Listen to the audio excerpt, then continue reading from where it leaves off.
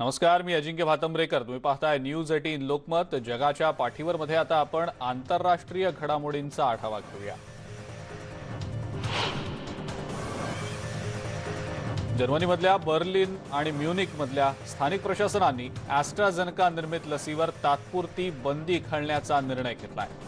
60 वर्षांखालील काही व्यक्तींना ॲस्ट्राझेनेकाची लस दिल्यानंतर रक्ताच्या गुठळ्या निर्माण झाल्याच्या बातम्या समोर आलेल्या होत्या.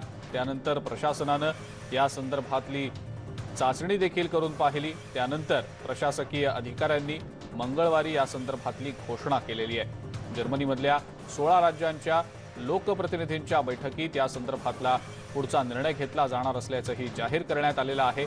ॲस्ट्राझेनेका लसीचा वापर करण्यासंबंधी राष्ट्रीय वैद्यकीय नियंत्रक संस्थेकडून येत्या काही दिवसात निर्णय घेतला जाईल. ॲस्ट्राझेनेका लसीमुळे रक्ताच्या गुठळ्या निर्माण झाल्याच्या तब्बल 31 प्रकरणानंतर हा निर्णय घेतला गेला आहे.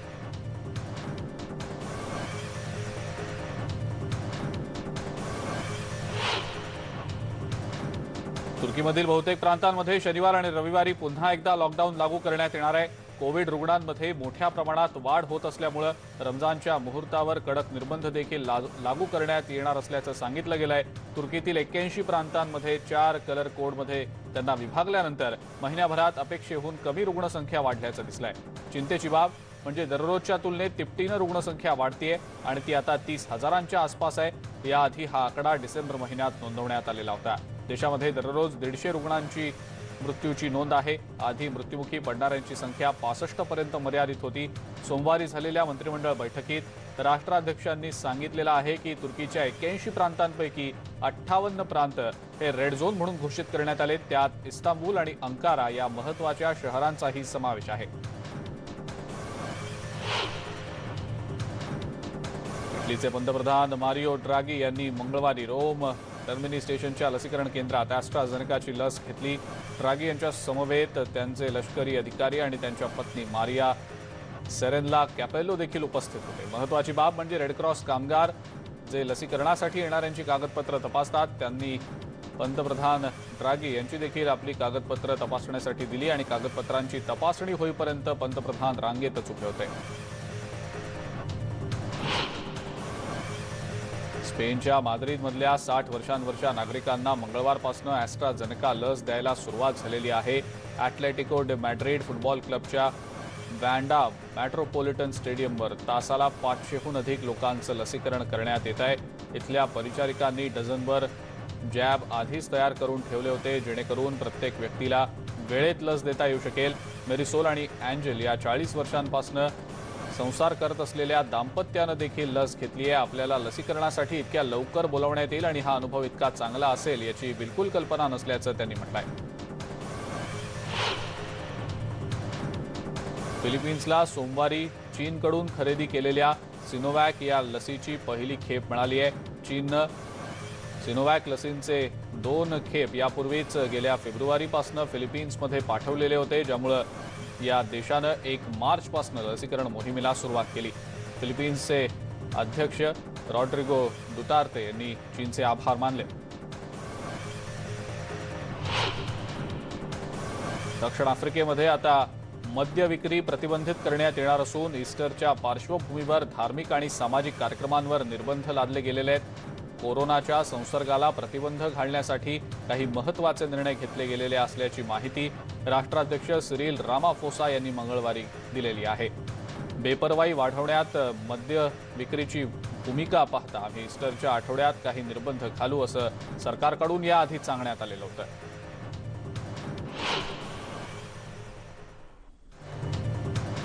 मंगळवारी पहाटे 100 लोकांचा गट, मुख्यतः तरुण, आपल्या लहान मुलांना घेऊन ग्वाटेमालाच्या सीमेकडे जाण्यासाठी निघाले. अमेरिकन मेक्सिकन सीमा ओलांडण्याचा प्रयत्न करणाऱ्यांच्या संख्येत सुद्धा नुकतीच वाढ झाली आहे.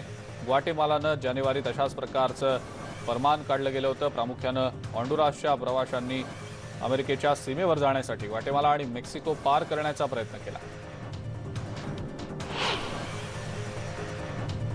ब्राझीलमधल्या विनाशकारी कोरोनामुळे काही भागांमध्ये नागरिकांना अन्नाची भ्रांत आहे. अशा अत्यंत प्रतिकूल परिस्थितीत असलेल्या नागरिकांना गेल्या 3 महिन्यांपासून कोणत्याही प्रकारची मदत मिळालेली नाही। अनेकांच्या स्वयंपाकघरात अन्न शिजलेलं नाही। रिओ दी जानेरोचे महापौर एडियार्डो पेस यांनी गेल्या आठवड्यात केलेल्या घोषणेनंतरही शहरातून प्रवास करण्यासाठी बसेसमध्ये तुफान गर्दी होतीये, ज्यामुळे कोरोनाचा धोका आणखी वाढण्याची भीती आहे। बेल्जियममध्ये कोरोनाच्या वाढत्या प्रादुर्भावामुळे कठोर निर्बंध लावण्यात आलेले असताना सुद्धा राजधानी ब्रसेल्समधल्या एका मोठ्या सार्वजनिक उद्यानात लोकांनी गर्दी करून कोरोना प्रतिबंधक नियमांचा भंग केल्याचं आढळलं। बेल्जियममध्ये 4हून जास्त लोकांना एकत्र जमण्याची बंदी घालण्यात आलेली आहे, पण या उद्यानात अनेक नागरिक मोठ्या गटांसह गर्दी करताना दिसले। कडक हिवाळ्यानंतर ब्रसेल्समध्ये मंगळवारी या वर्षातील सर्वाधिक 24 अंश सेल्सिअस तापमान नोंदवण्यात आलं आणि त्यामुळेच खूप दिवसांनी पडलेलं हे ऊन अनुभवण्यासाठी नागरिक मोठ्या संख्येनं घराबाहेर पडल्याचं प्रशासनातर्फे सांगितलं गेलं।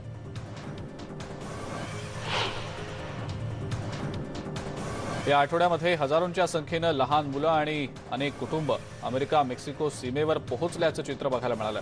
या प्रक्रियेमध्ये अधिक पारदर्शकता आणण्यासाठी अमेरिकेचे राष्ट्राध्यक्ष जो बायडन या प्रशासनावर मोठा दबाव आहे। अमेरिकेच्या सीमा शुल्क आणि सीमा संरक्षणाद्वारे नेमण्यात आलेल्या 2 पत्रकारांना आणि सीबीएस मधल्या कर्मचाऱ्यांना रिओ ग्रँड व्हॅलीमधल्या डोना टेक्सासमध्ये जाण्यास परवानगी देण्यात आलेली होती। लांब पल्ल्याचा प्रवास करावा लागणार म्हणून मंगळवारी लहान मुलांची तपासणी करण्यात आली।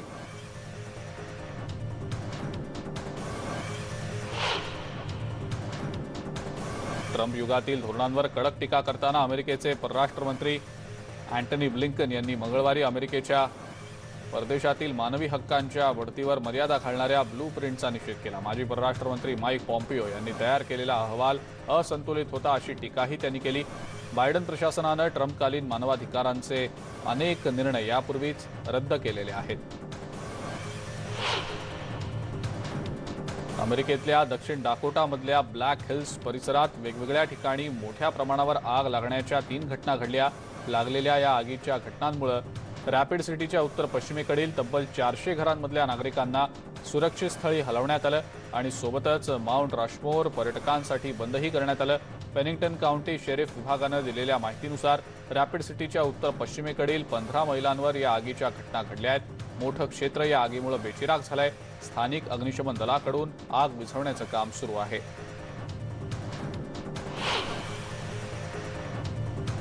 न्यूयॉर्कमध्ये एका अमेरिकन महिलेवर अज्ञात व्यक्तीनं प्राणघातक हल्ला केला। ही व्यक्ती वारंवार त्या महिलेला मारत होती, मात्र जवळ असलेल्या सुरक्षा रक्षकांनी बघ्याचीच भूमिका घेतल्याचं बघायला मिळालंय। आशियाई वंशाच्या या महिलेला मारहाण झाल्याची ही दृश्य सीसीटीव्हीमध्ये कैद झालेली आहेत। 65 वर्षीय ही महिला दुपारी फिरत असताना हल्लेखोरानं तिच्या जवळ येऊन पोटात लाथ मारली आणि त्यानंतर जमिनीवर पाडून तिच्या चेहऱ्यावर देखील अनेकदा वार केले अशी माहिती पोलिसांनी दिलेली आहे। हा हल्ला आशियाई वंशाच्या लोकांच्या द्वेषातनं करण्यात आल्याचं तिथल्या रहिवाशांनी सांगितलेलं आहे। गेल्या वर्षी ब्रसेल्समध्ये झालेल्या परिषदेत विकास कार्यासाठी समर्थन देणाऱ्यांनी 5.5 अब्ज अमेरिकन डॉलर्सच्या निधीचं वचन दिलेलं होतं। यंदाच्या वर्षी युरोपियन युनियनतर्फे आयोजित ब्रसेल्स परिषदेत दात्यांकडून सिरिया आणि इतर देशांमधल्या विकासासाठी 10 अब्ज अमेरिकन डॉलर्सची घोषणा करण्यात आलेली आहे। युनायटेड नेशन्सचे सरचिटणीस अँटोनियो गुटेरेस यांनी देणगीदारांना वाढत्या गरजा भागवण्यासाठी मदत करण्याचं, सिरियन लोकांना मदतीचं, निर्वासितांच्या पुनर्वसनासाठीही मदतीचं आवाहन केलेलं आहे। सिरिया आणि शेजारील देशांमधील वाढत्या संकटांना तोंड कसं द्यावं यावर काही राष्ट्र आणि आंतरराष्ट्रीय संघटनांनी मंगळवारी व्हिडिओ कॉन्फरन्सिंगद्वारे चर्चा केलेली आहे।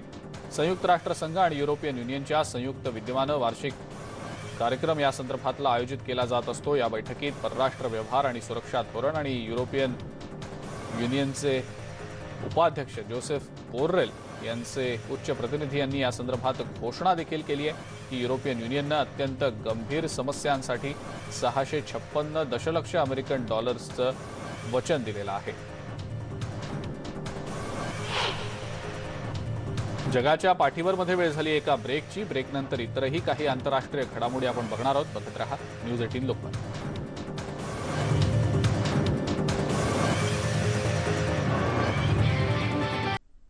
ब्रेकनंतर जगाच्या पाठीवरमध्ये इतरही काही महत्त्वाच्या आंतरराष्ट्रीय घडामोडींचा आढावा घेऊया। इंडोनेशियाचे परराष्ट्र मंत्री रेटनो मारसुदी आणि संरक्षण मंत्री प्राबोवो सुबियांतो यांनी जपानचे पंतप्रधान योशिहिदे सुगा यांच्याशी चर्चा केलेली आहे।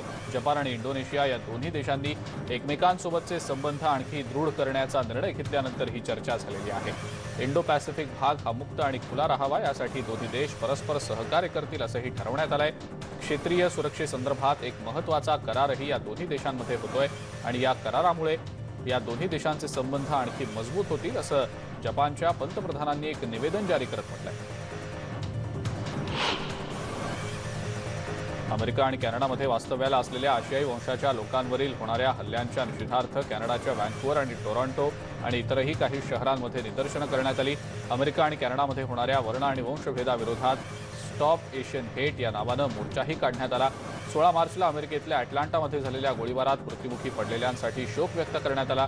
सोबतच आशियाई वंशाच्या नागरिकांविरोधात असणारा रोष आणि संताप संपवण्याचं आवाहनही करण्यात आलं। म्यानमारमधील रक्तरंजित संघर्षात आतापर्यंत अनेकांचा बळी गेलाय। मंडालेमधल्या आंदोलनादरम्यान सुरक्षा दलांनी केलेल्या गोळीबारात 3 वैद्यकीय कर्मचाऱ्यांचा मृत्यू झाला होता। या वैद्यकीय कर्मचाऱ्यांना मंगळवारी श्रद्धांजली वाहण्यात आली।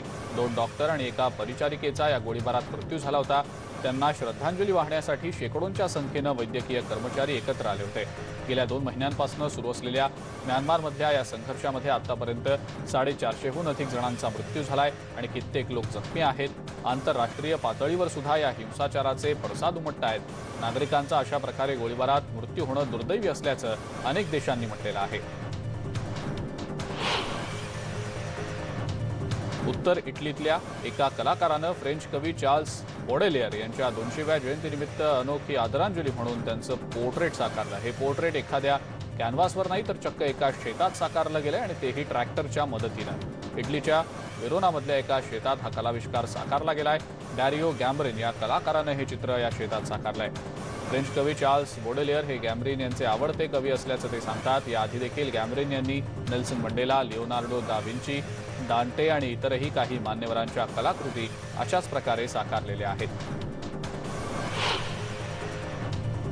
चीनने हाँगकाँगच्या विधिमंडळातील लोकांमधून निवडल्या जाणाऱ्या जागांची संख्या कमी केलेली असून चीनच्या या निर्णयामुळे हाँगकाँगमधल्या लोकशाही चळवळीला मोठा धक्का बसलाय।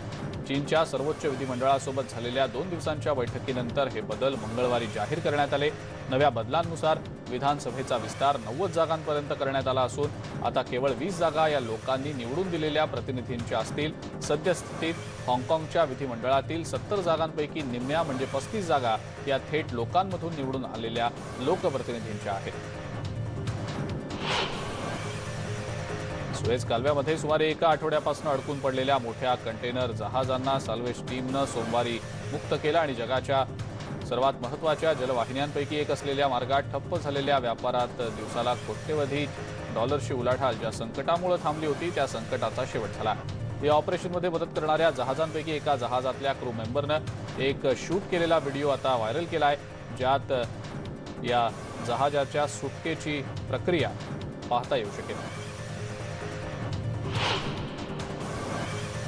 स्पेस एक्सनं त्यांचं प्रोटोटाईप रॉकेट असलेल्या स्टारशिपचं आणखी एक अयशस्वी लँडिंग अनुभवलं। मंगळवारी रॉकेटवरचा एक कॅमेरा कमी तापमानामुळे फुटला आणि दक्षिण टेक्सासमध्ये गडद धुकं पसरल्यामुळे रॉकेट लँड करण्याच्या आधीच कोसळल्याचं बघायला मिळालं। लँडिंगच्या आधीच हे रॉकेट मोठा आवाज होऊन जमिनीवर कोसळताना दिसलं। स्टेनलेस स्टील बनावटीचं हे 4थं मॉडेल होतं जे कोसळल्यानंतर रॉकेटचे फार कमी अवशेष जमिनीवर आढळलेत। स्पेस एक्स भविष्यात स्टारशिपच्या माध्यमातून चंद्रावर आणि मंगळावर अंतराळवीर पाठवण्याच्या प्रयत्नात आहे। व्हर्जिन गॅलेक्टिकनं कंपनीचं पहिलं स्पेसशिप 3चं VSS इमॅजिनद्वारे अनावरण केलं। स्पेसशिप 3च्या अनावरणामुळे व्हर्जिन गॅलेक्टिकच्या नाविन्यपूर्ण डिझाईनची प्रचिती आली। इमॅजिनद्वारे व्हर्जिन गॅलेक्टिकच्या दूरगामी कल्पनाशक्तीचाही प्रत्यय आलाय। न्यू मॅक्सिकोमधून VSS इमॅजिन ग्राउंड टेस्टिंगला येत्या काळात सुरुवात करणार आहे। मोझांबिकच्या उत्तरेकडच्या पाल्मा शहरावर मंगळवारी दहशतवादी हल्ल्यातनं बचावलेल्यांनी जिहादी बंडखोरांनी हा हल्ला केल्याची माहिती दिली। गेल्या महिन्याभरापासून उत्तर मोझांबिकमधल्या डझनभर लोकांनी या हल्ल्यामध्ये आपला जीव गमावलाय। यावेळेला त्यांच्यावर नेमकी काय परिस्थिती ओढावलेली होती हे सांगताना त्यांच्या डोळ्यात अश्रू आले होते. त्यांना पुरेसं अन्न मिळालं नव्हतं. त्यांनी आमच्यावर गोळीबार केला नाही, परंतु 2 दिवसानंतर कशी वाईट वागणूक दिली याबद्दलची माहिती विस्तृतपणे सांगितली. इराण पुरस्कृत दहशतवाद्यांना प्रत्युत्तर म्हणून इराक सरकारनं आपलं सशस्त्र सैन्य बगदादमध्ये तैनात केलंय. इराकी सैन्याच्या आणि खास सुरक्षा दलांच्या सुसज्ज अशा तुकड्या बगदादच्या प्रमुख रस्ते आणि चौक्यांवर तैनात करण्यात आलेल्या आहेत. इराकी फौजा तैनात करण्यामागे शियापंथीय रबालाह नावाच्या दहशतवादी संघटनेनं बगदादमध्ये दहशत माजवण्याचा प्रयत्न करणं हे कारण आहे. इराकमधील अमेरिका पुरस्कृत सरकारला विरोध आणि देशाच्या पंतप्रधानांचे कान छाटण्याची धमकी दिल्यानंतर सरकारनं गांभीर्यानं हा प्रकार घेतला आणि सैन्य तैनात केलंय.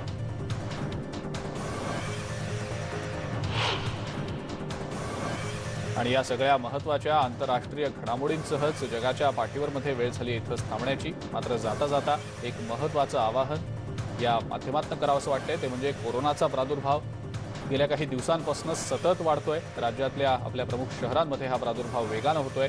त्यामुळे हा प्रादुर्भाव जर थांबवायचा असेल तर कोरोना प्रतिबंधक नियमांचं अतिशय काटेकोरपणे पालन करणं गरजेचं आहे. यामध्ये सर्वात जास्त महत्त्वाचं आहे ते म्हणजे मास्क घालणं.